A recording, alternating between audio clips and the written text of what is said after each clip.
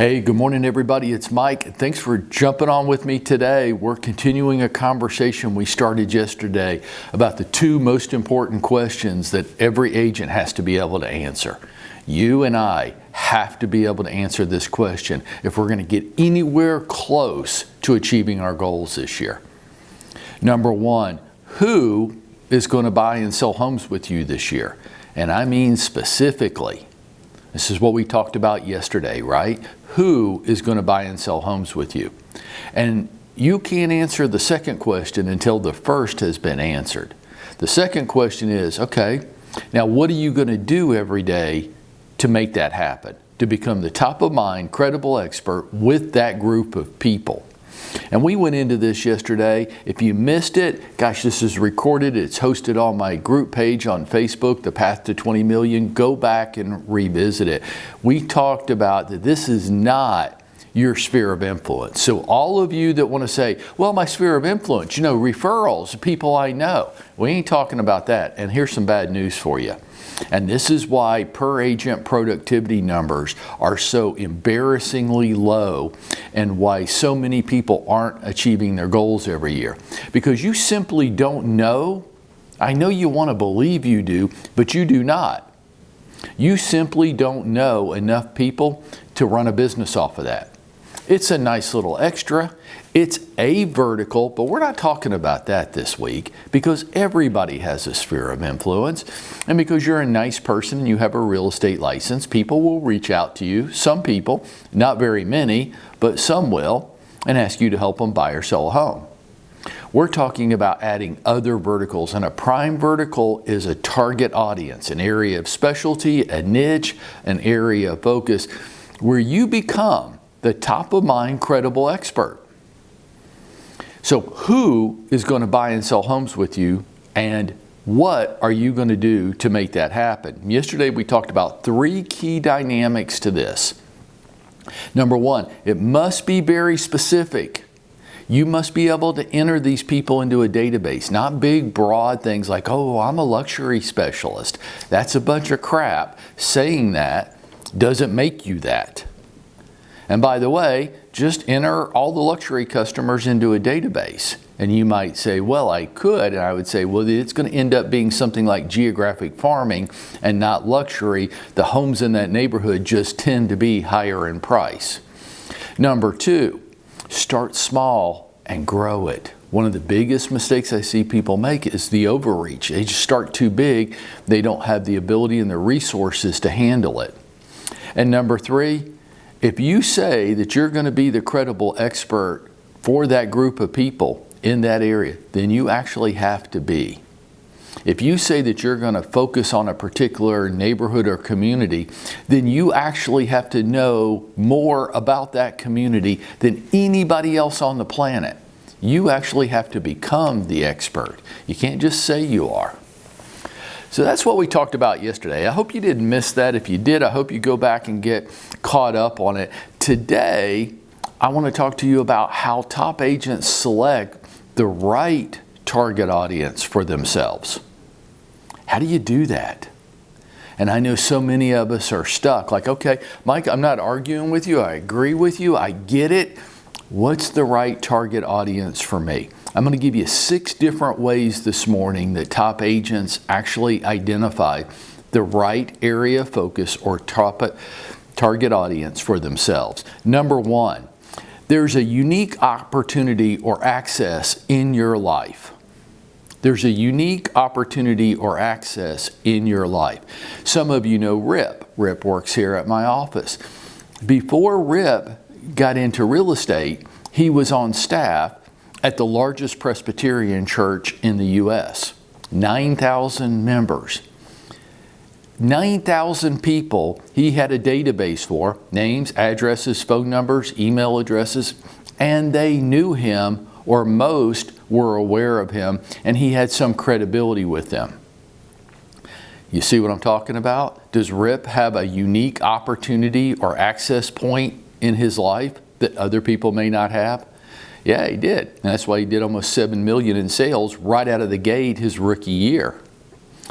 Morgan Kostelnik, and I probably just butchered her last name because I always do. Morgan, I'm sorry. Morgan lives in a very large neighborhood, 3 chimneys, and she's very social, and she knows a lot of the people in the neighborhood, and she has 3 kids, and they create havoc in the neighborhood, and she's always having to get them out of trouble. I'm teasing, but Morgan lives in the neighborhood and is an active participant. See, she has a unique opportunity or access point. You could take the young man in our office. He's 23, 24 years old. He was in a fraternity at the University of Alabama, a very large fraternity, and they call each other brother. Does he have a unique opportunity or access point for his business? Yeah, that's one way of determining your target audience. What do you have something like that? Some people say, I don't, or I don't feel comfortable pursuing that. Number 2, actions. Actions, activities that you just like to do or are willing to do. Bob Clarkson is a good example of that. That's over 30 million this past year by an individual agent, not this team bullshit, an individual agent selling over 30 million, and 85+% of those transactions were all listings. Why? Bob doesn't mind pursuing a for sale by owner and expired listing strategy. I don't know if he likes it or not. I don't know if he wakes up in the morning and giggles that I get to make cold calls today, but he doesn't mind doing it. Okay, your key point there. He doesn't mind doing it. He is willing to do it. It's not that big of a deal to him. You might think, well, I'm not going to do that. And to that I would say, that's fine. Then that's not your target audience. But Bob is willing to do it. That is one way top agents choose their target audience. The actions that go along with that audience, I'm willing to do, and other people aren't. Early on in my career, in the early 90s, I did a lot of door knocking. I don't recommend that necessarily to you today, but why did it work for me? And it did. I made millions doing that because I was willing to do it and other people were not. So why I was willing to do it 3 to 4 hours a day, what I never saw was another real estate agent walking down the other side of the street. I was the only one doing it. Why? Because it sucks. I didn't love it, but I was willing to do it. It wasn't that big of a deal to me. Third area, an area of interest or an affinity group. Now, what do I mean? Well, let's take somebody like Casey Sears. Casey is a gamer. He lives in the gaming community. Guess what a good target audience for him is? The gaming community, right? He gets to do that. I contend it doesn't even feel like work to him. It feels like, well, I'm just participating in my hobby and I'm getting paid for it. I'm helping the people that have a similar interest. Tom has a daughter in 4th grade at a private school. Tom is marketing to the parents that have children in that school. Why? They're all part of an affinity group. Your kids and my kids go to the same school. In some weird way, that makes us friends, though we're not really friends. But we have this bond we share together. It's an affinity group. Look, I'm not even listing and selling homes anymore, and I generated 13 million in transactional volume that I refer to our associates out of my golf club. Why? I like it. I'm there probably too much. I know most of the people there. Hopefully I get along with them well. They know what I do. Why? I make sure they do appropriately. And when they all like to live in nice homes, so they come to me and ask me if I can help them when the time comes. This is a bond, a brotherhood, an affinity that we all have with each other. What areas like that do you have in your life? A fourth way of doing it, it's congruent with your personality. Now, I'm going to give you some examples of what I mean by this, but sometimes your personality goes well with a certain targeted audience. An example of that would be networking. Those of you that know maybe Selena Metter. Well, Selena's very social. She's very outgoing. She's very personable. She likes people, or she seems to, and she gets along with people well. So a networking strategy for her is perfect because it's congruent with her personality. Drop her in the middle of a gathering of 100 people and she knows nobody. Give her an hour, she'll walk out of there knowing everybody. Bill Hoban. Bill lives and works in the Roswell community, has for a long time. Bill's very social. He's a very likable guy. He enjoys people, or he seems to, and he gets along with people well.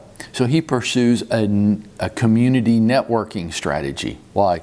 It's just who he is. It just makes sense. And by the way, Bill and Selena don't think this is a very big deal. They kind of feel like they should be like pounding out some cold calls or something because what they're doing is not work. Hey, I guarantee you, Bob Clarkson would think what they're doing is as hard for him as what he's doing is hard for them. See if I said that right. April Rogerson.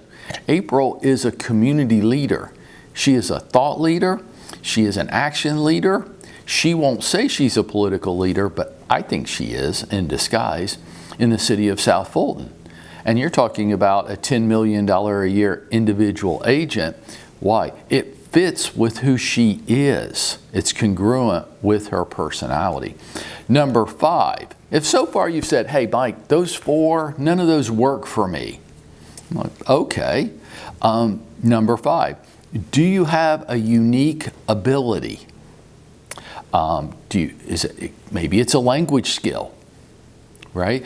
Are there people in Atlanta that, let me give you an example. Aminata Doumbia is from Ivory Coast in Africa, and she speaks English very well and French, and she is conversational in some other dialects. Do you think that there are people from that region, maybe not necessarily Ivory Coast, but from that region of the world that live in Atlanta? And do they like to live inside? And would they feel more comfortable, would it actually help them to work with an agent that not only maybe spoke their language or understood it, but also understood their cultural references? Sure. Ihsan is an agent who is from Iran and speaks a number of different dialects and understands the culture from that region of the world. Is there a large population of people from that part of the world that live in Atlanta? And would they find Ihsan to be the most appropriate real estate agent to help them with their housing? Of course. These are unique cultural or language skills. It's a unique ability. Chris Romero is fluent in Spanish. Do you think it makes sense that his targeted audience is Spanish-speaking prospects that want to buy or sell a home in Atlanta and Spanish is their first language? Real estate's a very complex transaction. They might be able to conduct it in English, but wouldn't they feel more comfortable in their first language? So that's a way. The 6th way that I have jotted down here is property type. A unique specialty into a certain property type. An example of this would be Jay Vetter Manning. Jay is an investor specialist, but not really just an investor specialist. Talk to Jay. Jay knows more about Section 8 housing than the Section 8 people do.